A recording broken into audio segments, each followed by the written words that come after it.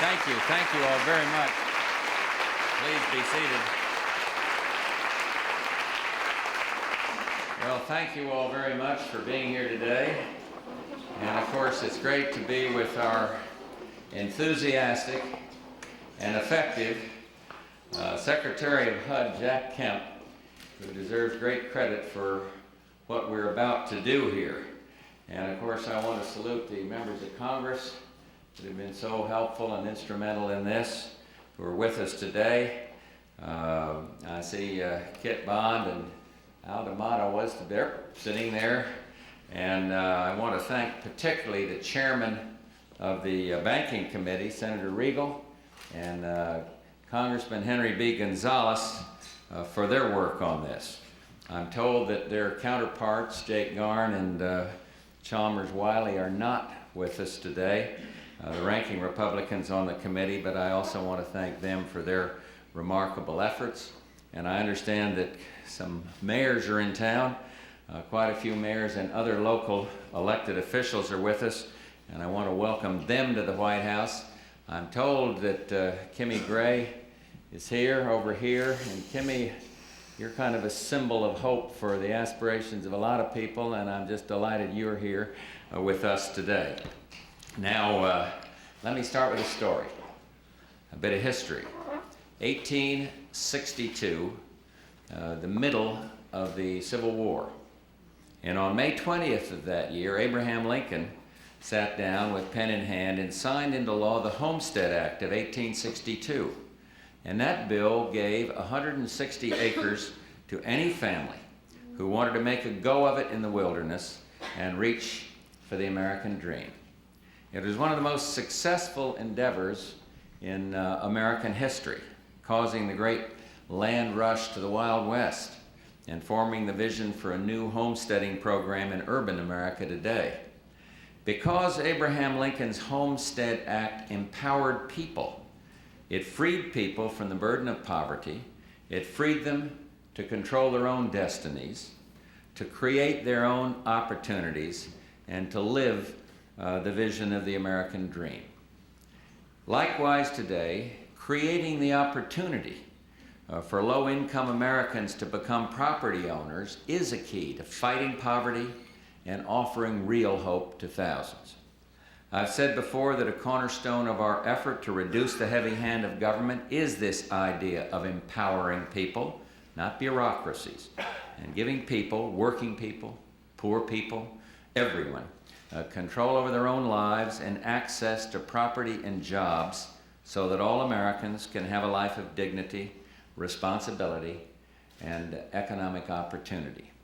Secretary Kemp has long been a champion of this idea, and that's why I've appointed him as chairman of the Domestic Policy Council's Economic Empowerment Task Force. The status quo of centralized bureaucracy is not working for the people. The ones who need affordable housing, the ones who want to choose the best schools for their kids or child care for the younger children, the ones who want to pull themselves out of dependency and into a life of self-sufficiency in a safe, clean, and drug-free community. It's the people who have the best answers for themselves and their families, not the government. And that's exactly what the National Affordable Housing Act that we're about to sign here does in several ways. It puts power in the hands of people. First, it authorizes a major administration initiative, home ownership and opportunity for people everywhere, the HOPE initiative. HOPE will provide new opportunities for low-income families to buy their own homes, urban homesteaders, if you will, and helps the residents of public housing to buy their own units. Tenant management, control, and ultimately ownership of public housing is an idea whose time has come. And let me just tell you why. When the people who live in public housing are in charge, the results are remarkable. More people pay the rent, maintenance improves, operating costs decline, and crime rates plummet. Employment goes up, more kids stay in school, and neighborhoods spring back to life. And the reason? Because each resident simply now has a stake in society, an equity stake, a chance to make a go of it, to live the American dream for themselves. We want public housing to become a springboard for independence, not a bottomless pit for dependency.